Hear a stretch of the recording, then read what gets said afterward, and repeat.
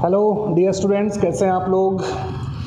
आज बेटा last lecture में हम लोगों ने बात की थी। लास्ट लेक्चर आपको जो है इलेक्ट्रॉनिक कॉन्फ़िगरेशन से रिलेटेड मैंने रिकॉर्ड किया था, है ना। और उसमें हम लोगों ने बात की थी कि भाई अगला जो लेक्चर होगा वो लेक्चर होगा जनरल ऑर्गेनिक केमिस्ट्री के बारे में, है ना। क्योंकि बहुत दिनों से बहुत सारे बच्चों की डिमांड थी कि जनरल ऑर्गेनिक केमिस्ट्री के ऊपर एक लेक्चर बनाया जाए। क्योंकि जनरल ऑर्गेनिक केमिस्ट्री एक्चुअल बेटा ऐसा टॉपिक है कि है बहुत इजी, लेकिन हम लोग क्या है कि उलझ जाते हैं उसमें कहीं ना कहीं कि इतने सारे कॉन्सेप्ट एक साथ आ जाते हैं।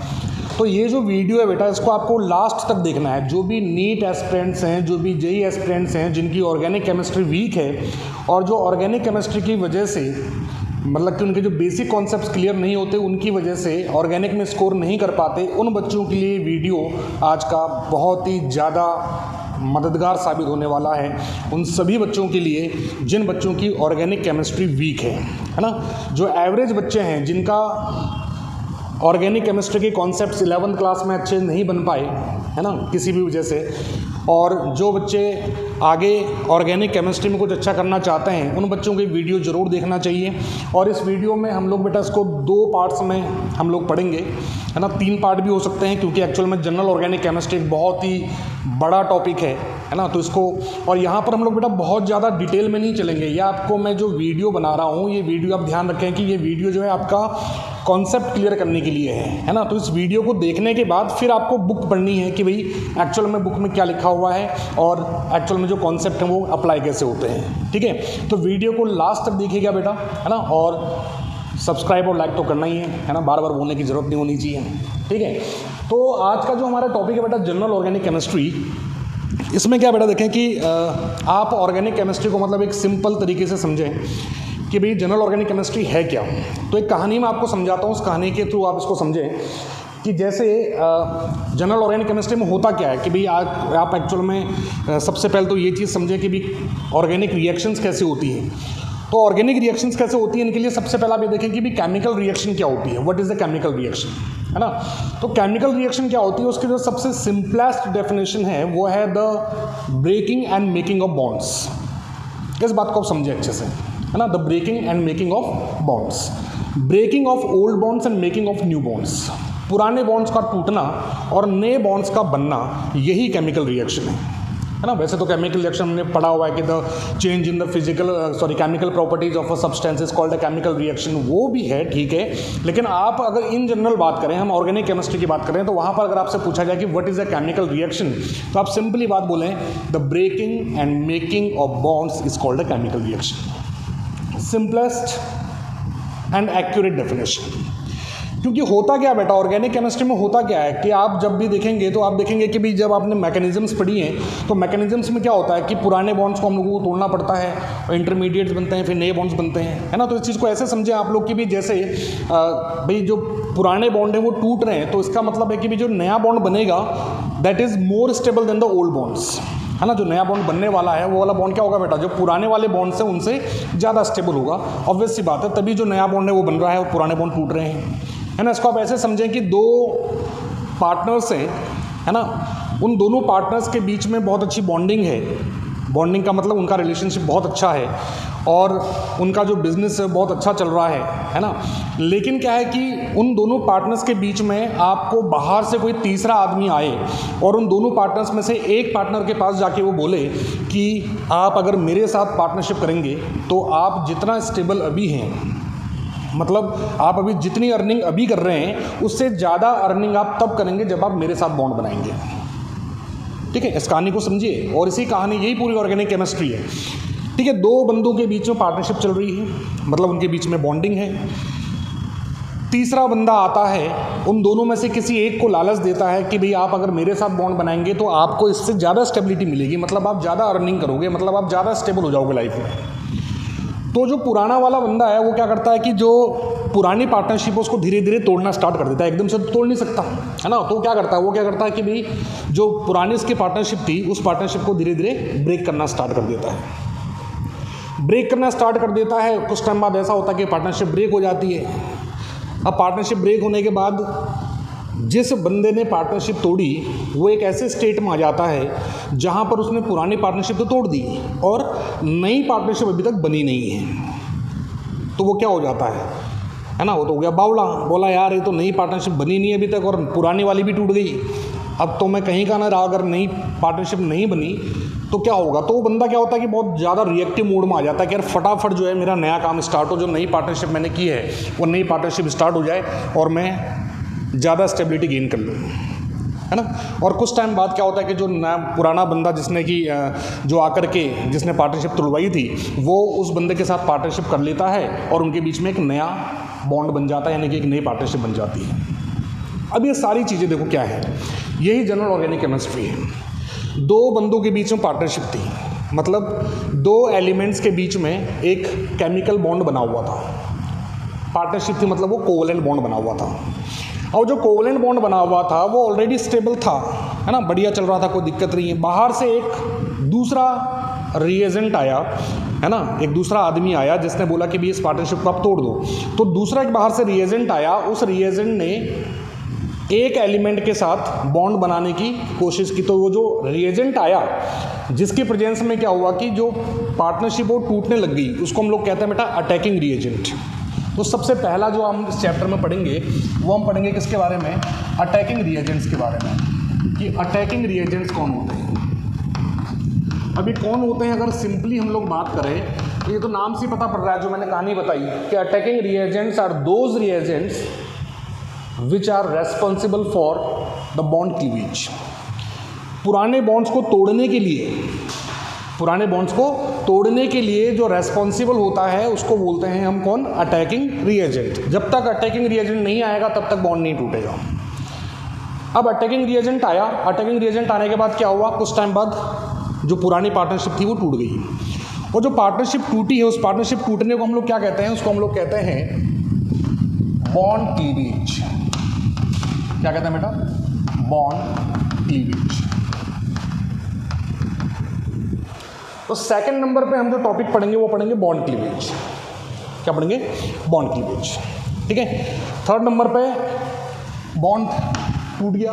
बॉन्ड टूटने के बाद क्या हुआ, बॉन्ड टूटने के बाद क्या हुआ, क्या हुआ था कि जो बंदे ने पार्टनरशिप तोड़ी थी उसने पुरानी पार्टनरशिप तो तोड़ दी और नई वाली अभी तक बनी नहीं, है ना। वो तो ना घर का रहा ना घाट का, तो कैसे स्टेट में आ गया, बीच की स्टेट में आ गया, है ना। वो क्या हो गया बेटा, एक बीच की स्टेट में आ गया, ऐसी स्टेट जहां पर कि नए बॉन्ड्स अभी तक बने नहीं हैं और पुराने बॉन्ड जो है ऑलरेडी तोड़ चुका है, और वहां पर वो बहुत ही रिएक्टिव मोड में है ना। ये जो बीच में जगह आई है, ऐसी स्पीसीज को कहते हैं reaction intermediates, reaction intermediates.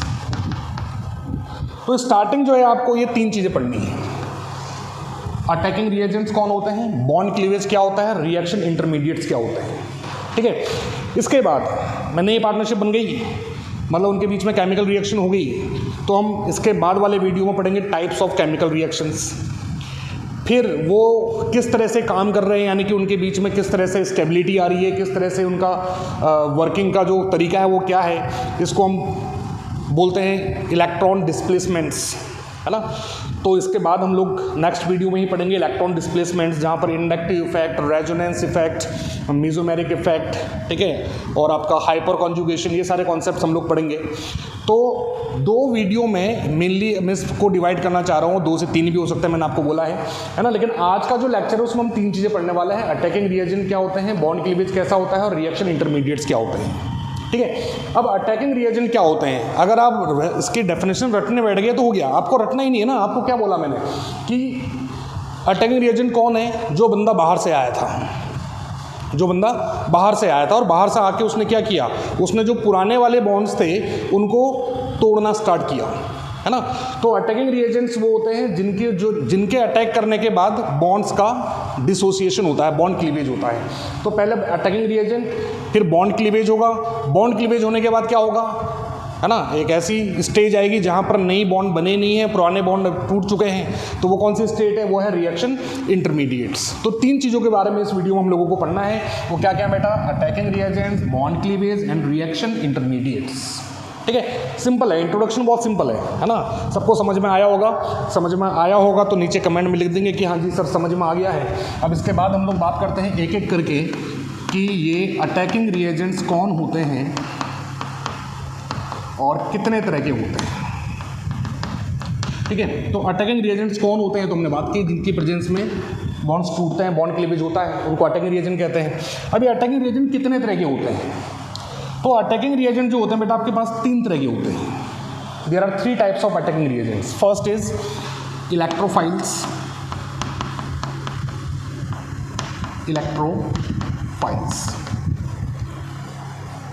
Second is nucleophiles,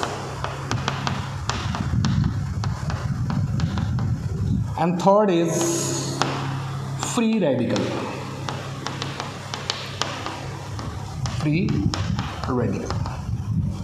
ठीक है, 3 तरह के आपके पास अटैकिंग रिएजेंट्स होते हैं। कौन कौन से होते हैं बेटा? First is electrophile, second is nucleophile, third is free radical. अब ये तीनों क्या होते हैं देखिए, इनको आप तोड़ के देखिए। Electrophile, electro means electron, file means attracting और लविंग।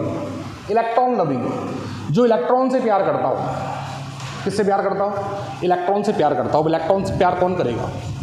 इलेक्ट्रॉन से प्यार वो करेगा जिसके पास इलेक्ट्रॉन्स की कमी है, डेफिशिएंसी है।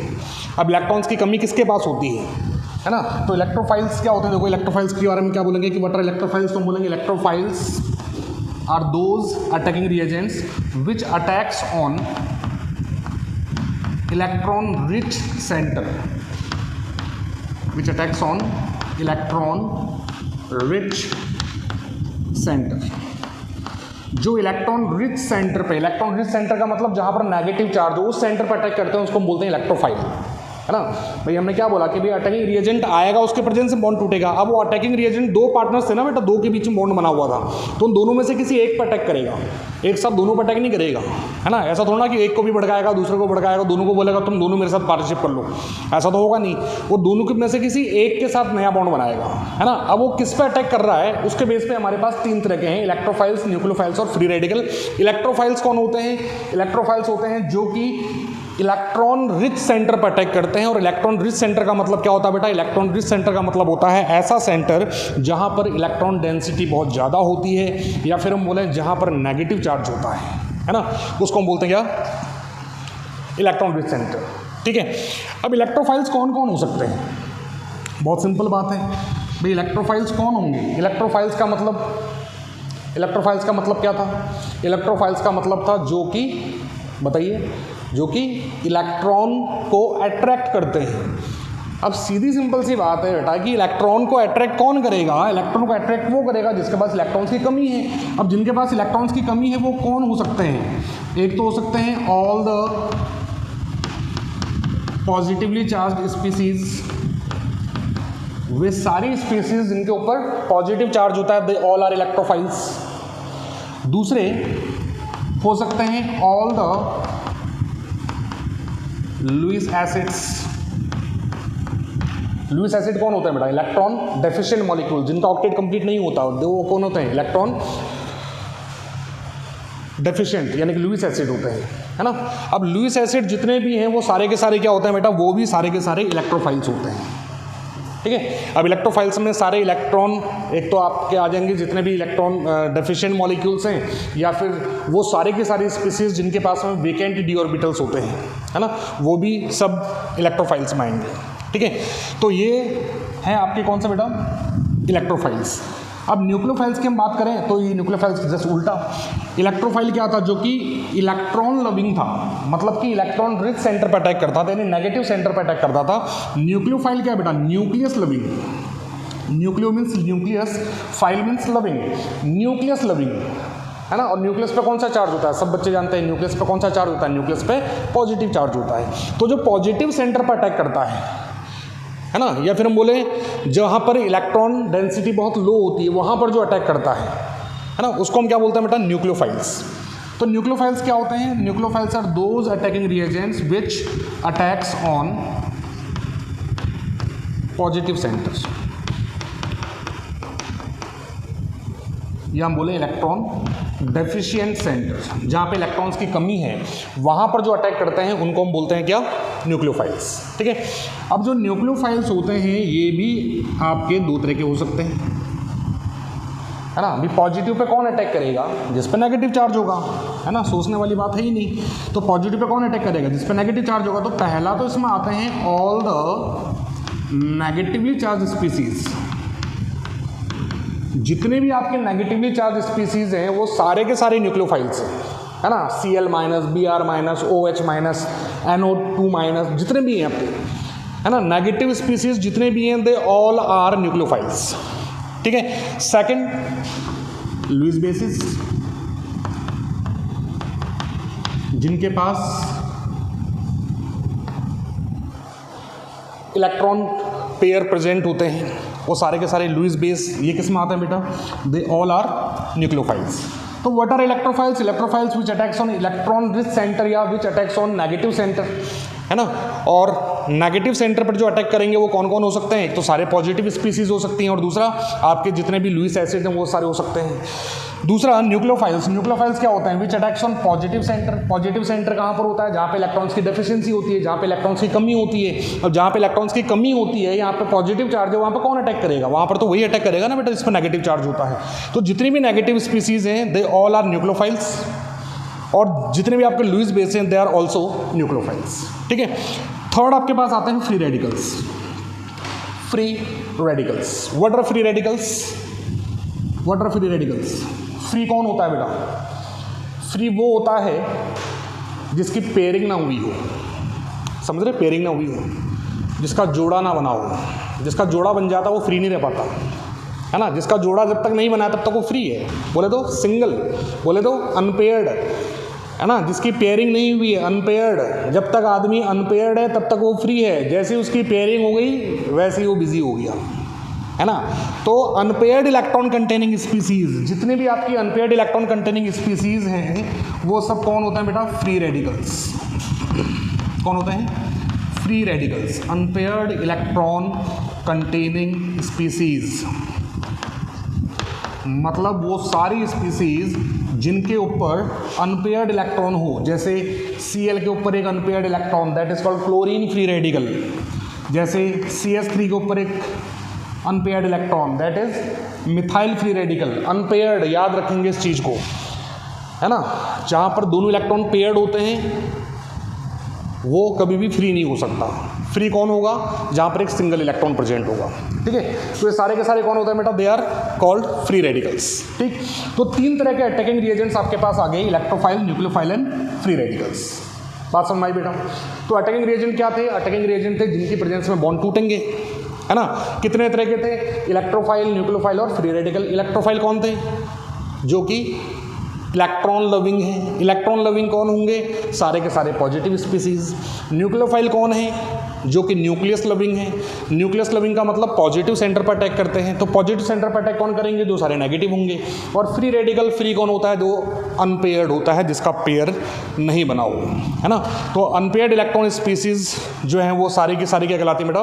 फ्री रेडिकल्स कहलाते हैं। ठीक है। तो ये आपके हो गए कौन? Attacking reagents.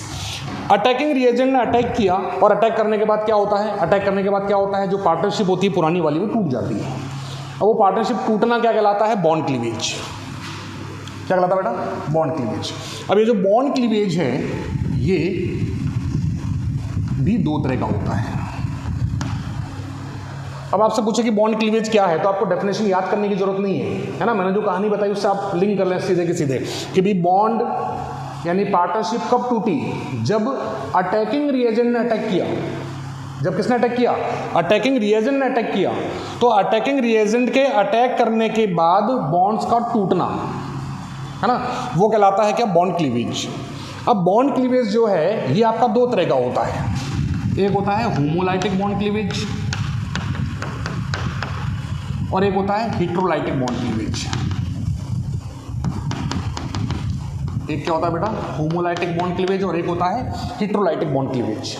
होमो means same, lytic means decomposition, है ना, ब्रेकडाउन। तो होमोलाइटिक बॉन्ड क्लीवेज क्या होता है बेटा? कि अगर दो एलिमेंट्स के बीच में बॉन्ड जो बना है, अब सब जानते हैं कि एक बॉन्ड कितने इलेक्ट्रॉन से मिलकर बनता है? 2 इलेक्ट्रॉन से, है ना। तो जब होमोलाइटिक बॉन्ड क्लीवेज होता है तो क्या होता है कि ये जो 2 इलेक्ट्रॉन्स हैं, ये दोनों इलेक्ट्रॉन्स बॉन्ड टूटने के बाद इक्वली डिस्ट्रीब्यूट हो जाते हैं ऑन बोथ द एलिमेंट्स। है ना, कि भाई 2 इलेक्ट्रॉन थे, दोनों इलेक्ट्रॉन बॉन्ड टूट गया तो क्या हुआ, दोनों इलेक्ट्रॉन अपने अपने लेके चले गए, है ना, ए अपना इलेक्ट्रॉन लेके चला गया, बी अपना इलेक्ट्रॉन लेके चला गया, तो ए के ऊपर आ गया आपका फ्री इलेक्ट्रॉन और बी के ऊपर आ गया फ्री इलेक्ट्रॉन, अनपेयर्ड इलेक्ट्रॉन। ठीक है, तो ये क्या हुआ, ये क्या बना, ये बना फ्री रेडिकल। क्या बना बेटा, ये फ्री रेडिकल। बात समझ आ रही है, हाँ, फ्री रेडिकल बन गया ना, अनपेयर्ड इलेक्ट्रॉन कंटेनिंग स्पीसीज। ठीक है, तो अनपेयर्ड इलेक्ट्रॉन कंटेनिंग स्पीसीज जो है उनको हम कहते हैं फ्री रेडिकल। तो फ्री रेडिकल बन गए किससे, बाय होमोलाइटिक बॉन्ड क्लीवेज। तो होमोलाइटिक बॉन्ड क्लीवेज से हमेशा क्या बनते हैं बेटा, इनसे हमेशा फ्री रेडिकल बनते हैं, आपको याद रखना है। ठीक है, दूसरी बात आपको क्या याद रखनी है कि होमोलाइटिक बॉन्ड क्लीवेज कब होता है।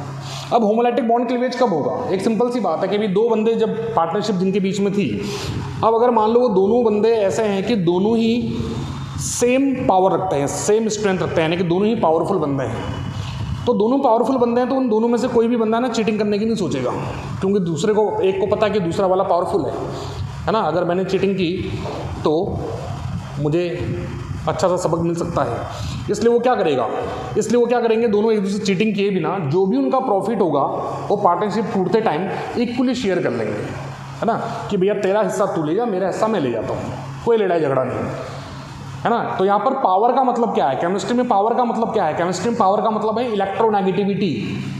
क्या मतलब बेटा, इलेक्ट्रोनेगेटिविटी। तो पहली जो कंडीशन होती है यहाँ पे वो होती है कि अगर दोनों एलिमेंट जो है वो सेम इलेक्ट्रोनेगेटिविटी वाले हों। दोनों एलिमेंट कैसे हो बेटा, सेम इलेक्ट्रोनेगेटिविटी वाले हों, पहली बात। ठीक है, तो उनके बीच में होमोलाइटिक बॉन्ड क्लीवेज होता है ज़्यादातर। ठीक, सेकंड बेटा होमोलाइटिक बॉन्ड क्लीवेज कब होगा, होमोलाइटिक बॉन्ड क्लीवेज होता है तब जब reaction takes place in the presence of sunlight और यूवी रेज और एनी पेरोक्साइड,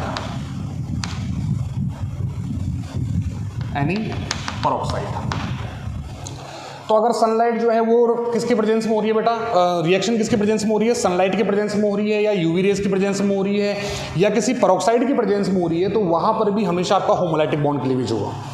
ठीक है, और तीसरी बात, होमोलाइटिक बॉन्ड क्लीवेज कब होता है, जब जो आपका अटैकिंग रिएजेंट हो, जो आपका अटैकिंग रिएजेंट जो है वो फ्री रेडिकल हो। अटैकिंग रिएजेंट कैसा हो, फ्री रेडिकल हो। तो अगर अटैकिंग रिएजेंट फ्री रेडिकल है, अगर रिएक्शन जो है वो सनलाइट के प्रेजेंस में या यूवी रेज या पेरोक्साइड के प्रेजेंस में हो रही है, अगर इलेक्ट्रोनेगेटिविटी सेम है, तो ये कंडीशंस फेवरेबल है किस चीज़ के लिए बेटा, होमोलाइटिक बॉन्ड क्लीवेज के लिए, है ना। इसको याद रखने का सिंपल सा तरीका कि भी ये जो सनलाइट है, यानी कि उजाले में चोरियाँ नहीं होती हैं। चोरियाँ कहाँ पर होती हैं, अंधेरे में। चोरियों का मतलब कि जो प्रॉफिट है वो कोई चोरी करके ले गया, यहाँ ऐसा नहीं हुआ है, प्रॉफिट दोनों में बराबर बटा है। बराबर क्यों बटा है, क्योंकि ये उजाले में हुआ था। याद रखने का तरीका है। ठीक है, दूसरा आपका कौन सा बेटा, हेटेरोलाइटिक बॉन्ड क्लीवेज।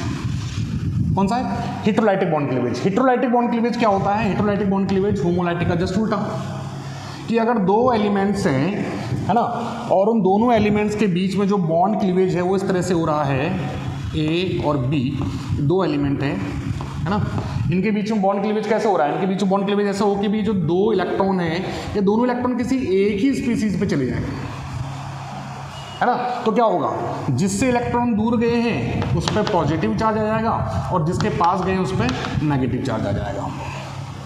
तो हमेशा आयंस बनते हैं कहाँ से, हेटेरोलाइटिक बॉन्ड क्लीवेज से। हेटेरो का मतलब क्या होता है, डिफरेंट, अनइक्वल। तो अनइक्वल डिस्ट्रीब्यूशन जब होता है तो that is called heterolytic bond cleavage. अब बात सिंपल सी है, अगर आपको होमोलाइटिक बॉन्ड क्लीवेज समझ में आ गया तो हेटेरोलाइटिक अपने आप समझ में आएगा। कैसे समझ में आएगा, हेटेरोलाइटिक बॉन्ड क्लीवेज जो है, हमने यहाँ क्या पढ़ा था, होमोलाइटिक बॉन्ड क्लीवेज कब होता है, when the electronegativity of both the elements is same. यहाँ क्या होगा, इसके लिए कंडीशंस क्या होंगे बेटा हेटेरोलाइटिक के लिए। पहली कंडीशन क्या हो सकती है, when electronegativity of both the elements is different. Electronegativity क्या हो बेटा, डिफरेंट हो, मतलब कि जो 2 बंदों के बीच में पार्टनरशिप है उनमें से एक बंदा मजबूत हो और दूसरा बंदा कमज़ोर हो। तो वहाँ क्या संभावना है, कि जब पार्टनरशिप टूटेगी तो जो मजबूत बंदा है वो प्रॉफिट का पैसा लेके गायब हो जाएगा, है ना। कमज़ोर वाले को क्या बोलेगा कि भैया अब तो कुछ ना है, जो था मैं ले गया, क्योंकि पार्टनरशिप तूने तोड़ी, मैंने नहीं तोड़ी है ना। तो इलेक्ट्रोनेगेटिविटी जो है वो अगर डिफरेंट हो तो वहाँ पर हेटेरोलाइटिक बॉन्ड क्लीवेज होने के पूरे चांसेस। ठीक है। दूसरा, यहाँ क्या था, reaction takes place in presence of sunlight. यहाँ पर होता है reaction takes place in dark. अब बोले डार्क, अंधेरा, अंधेरे में कैसे रिएक्शन कराएंगे, है ना, आँख बंद करके, अंधेरा, 2 टेस्ट ट्यूब, एक दोनों रिएक्शन मिक्सचर कर दिए, अंधेरे में कैसे रिएक्शन हो सकती है, ये सोच रहे होंगे। तो डार्क का मतलब ये नहीं होता बेटा अंधेरा। केमिस्ट्री में डार्क का मतलब है जहाँ पर सनलाइट ना हो, जहाँ पर सनलाइट ना हो, है ना। सनलाइट नहीं होगी तो वहाँ पर जो रिएक्शन होगी वो डार्क में कहलाएगी। In the absence of sunlight, dark का मतलब है यहाँ पे in the absence of sunlight. Dark का मतलब ये बिल्कुल नहीं है कि लाइटें वाइटें बंद करके, दरवाजे बंद करके फिर केमिकल रिएक्शन हो रही है ना। तो डार्क का मतलब बच्चे ही समझते हैं, बोला डार्क का मतलब तो अंधेरा हो गया, अंधेरे में रिएक्शन कैसे होगी, तो अंधेरे में नहीं करानी रिएक्शन, आपको सनलाइट के अब्सेंस में करानी है ना। तो दूसरा जो है वो है क्या बेटा, इन द अब्सेंस ऑफ सनलाइट, या फिर हम बोलें डार्क। और तीसरा देखो, न्यूक्लियर, हमारे पास अटैकिंग रिएजेंट 3 तरह के थे। अगर फ्री रेडिकल ने अटैक किया तो क्या बनाया, कौन सा क्लीवेज किया, होमोलाइटिक, है ना। अब बच्चे कौन है, इलेक्ट्रोफाइल्स और न्यूक्लियोफाइल्स। तो अगर अटैकिंग रिएजेंट जो है वो कौन हो, वो या तो इलेक्ट्रोफाइल्स हो या न्यूक्लियोफाइल्स। तो इलेक्ट्रोफाइल और न्यूक्लियोफाइल के प्रेजेंस में अगर अटैक होगा तो हमेशा हेटेरोलाइटिक बॉन्ड क्लीवेज होगा। क्लियर है क्या, है ना। तो सिंपल सी बात है बेटा कि अटैकिंग रिएजेंट्स थे, अटैकिंग रिएजेंट ने क्या किया, अटैक किया, है ना। अटैक किया तो क्या हुआ, बॉन्ड टूट गया। बॉन्ड टूटा तो 2 तरीके से टूट सकता था, या तो वो होमोलाइटिक टूटेगा या हेटेरोलाइटिक टूटेगा। होमोलाइटिक कैसे टूटेगा, अगर दोनों सेम इलेक्ट्रोनेगेटिविटी वाले हैं, या फिर रिएक्शन सनलाइट के प्रेजेंस में हो रही हो, यूवी रेज के प्रेजेंस में हो रही हो, या किसी पेरोक्साइड के प्रेजेंस में हो रही हो। तीसरी चीज़ कि रिएक्शन जो है वो अटैकिंग रिएजेंट कौन हो उस रिएक्शन में, फ्री रेडिकल हो, है ना। और इनसे बनते क्या है, इनसे बनते भी फ्री रेडिकल ही है। ठीक है। दूसरा आपका कौन सा होता है बेटा, हेटेरोलाइटिक बॉन्ड क्लीवेज। हेटेरोलाइटिक बॉन्ड क्लीवेज कब होता है, जब दोनों की इलेक्ट्रोनेगेटिविटी डिफरेंट हो, या फिर रिएक्शन डार्क में हो। डार्क का मतलब जल्दी बोलो, डार्क का मतलब क्या था कि रिएक्शन यूवी रेज के एब्सेंस में हो, सनलाइट के एब्सेंस में हो। ठीक है। और तीसरा आपका जो अटैकिंग रिएजेंट है वो या तो इलेक्ट्रोफाइल हो या फिर न्यूक्लियोफाइल हो। ठीक है। तो ये हो गया आपका क्या, बॉन्ड क्लीवेज। 2 topic clear. तीसरा आपका आता है रिएक्शन इंटरमीडिएट्स, इसी में करा देते हैं इसको भी, रिएक्शन इंटरमीडिएट्स। अब रिएक्शन इंटरमीडिएट्स क्या है, रिएक्शन इंटरमीडिएट्स है बेटा कि ऐसे reactive species, those reactive species formed by bond cleavage, है ना। देखो सीक्वेंस में है सारे के सारे, जब तक अटैकिंग रिएजेंट नहीं आएगा तब तक बॉन्ड क्लीवेज नहीं होगा, जब तक बॉन्ड क्लीवेज नहीं होगा तब तक इंटरमीडिएट नहीं बनेगा। अब जो रिएक्शन इंटरमीडिएट आपके पास हैं वो कितने तरह के होते हैं, देखिए इधर फटाफट वहाँ बने हैं सामने आपके रिएक्शन इंटरमीडिएट्स। क्या क्या बने हैं देखो, एक में था जहाँ पे फ्री इलेक्ट्रॉन आया था, तो पहला कौन होता है, फ्री रेडिकल। पहला कौन होता है बेटा, फ्री रेडिकल, है ना। फ्री रेडिकल क्या होता है हम जानते ही। सेकंड, जहाँ पे हेटेरोलाइटिक बॉन्ड क्लीवेज हुआ है, तो हेटेरोलाइटिक बॉन्ड क्लीवेज से क्या बना है, या तो पॉजिटिव आयन या नेगेटिव आयन। तो पॉजिटिव आयन में अगर कार्बन है पॉजिटिव तो उसको हम बोलते हैं कार्बोकैटायन। क्या बोलते हैं बेटा, कार्बोकैटायन।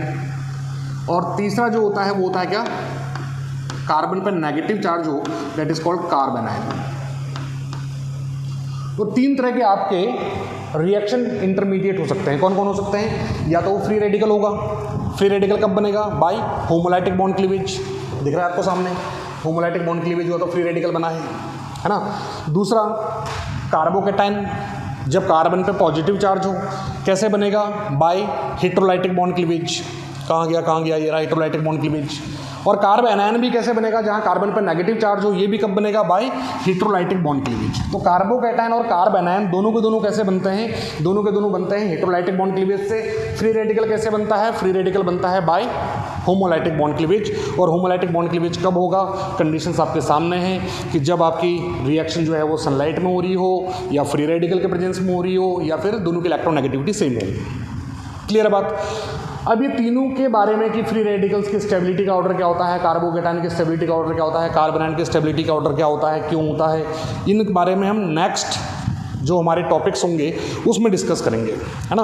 तो ये हमारे 3 टॉपिक हमने आज डिस्कस किए, है ना। जनरल ऑर्गेनिक केमिस्ट्री के 3 मोस्ट इंपॉर्टेंट टॉपिक, एक है अटैकिंग रिएजेंट, दूसरा बॉन्ड क्लीवेज, तीसरा रिएक्शन इंटरमीडिएट। तीनों आपको समझ में आगे होंगे। अटैकिंग रिएजेंट जिनकी प्रेजेंस में बॉन्ड क्लीवेज होता है, बॉन्ड क्लीवेज मतलब बॉन्ड का टूटना, 2 तरीके से होगा, होमोलाइटिक, हेटेरोलाइटिक। तीसरा रिएक्शन इंटरमीडिएट, रिएक्शन इंटरमीडिएट क्या होते हैं? जिनकी प्रेजेंस में बॉन्ड क्लीवेज होने के बाद जो नई स्पीसीज बनती है, जो नए रिएक्टिव स्पीसीज बनती हैं, they are called reaction intermediates.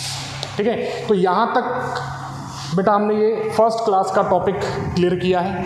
इसके बाद जो है नेक्स्ट क्लास में, नेक्स्ट वीडियो जो होगा, इस वीडियो में आपको मैं बताऊँगा किस चीज़ के बारे में, आपका इलेक्ट्रॉनिक डिस्प्लेसमेंट्स के बारे में, है ना। यानी कि आपकी इंडक्टिव इफेक्ट क्या होता है, रेजोनेंस क्या होता है, हाइपर कॉन्जुगेशन क्या होता है, इलेक्ट्रोमैग्नेटिक इफेक्ट क्या होता है ना, और इनके एप्लीकेशंस क्या क्या होते हैं कि इनको हम लोग अप्लाई कहाँ पर करते हैं और इनके बेस पे क्वेश्चंस कैसे बनते हैं।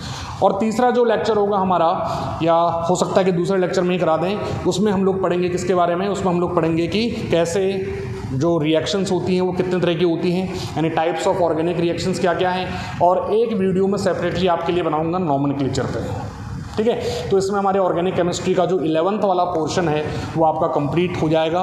तो ये जो वीडियो है इसको आप 1 बार नहीं, 2 बार नहीं, 3 बार देखें, आराम से देखें, है ना। तो आपके जो कॉन्सेप्ट्स हैं वो बिल्कुल क्लियर हो जाएंगे। और जो एवरेज बच्चे हैं उनको तो ये वीडियो देखना ही चाहिए, क्योंकि ये उनके कॉन्सेप्ट को बहुत अच्छे से क्लियर कर देगा। ठीक है बेटा, तो ये हमारा हो गया आज का लेक्चर। नेक्स्ट लेक्चर हम लोग बहुत जल्दी आपके सामने लेके आएंगे, और तब तक आप लोग सभी अपना ध्यान रखिए और हमारा भी ध्यान रखिए। और हमारा ध्यान रखने के लिए आपको करना क्या है? केवल लाइक और सब्सक्राइब और शेयर ही तो करना है ना। तो उसमें कंजूसी नहीं होनी चाहिए, सभी लाइक, सब्सक्राइब और शेयर करेंगे। ठीक है, नेक्स्ट वीडियो मिलते हैं, तब तक के लिए बाय बाय, जय हिंद, नमस्कार।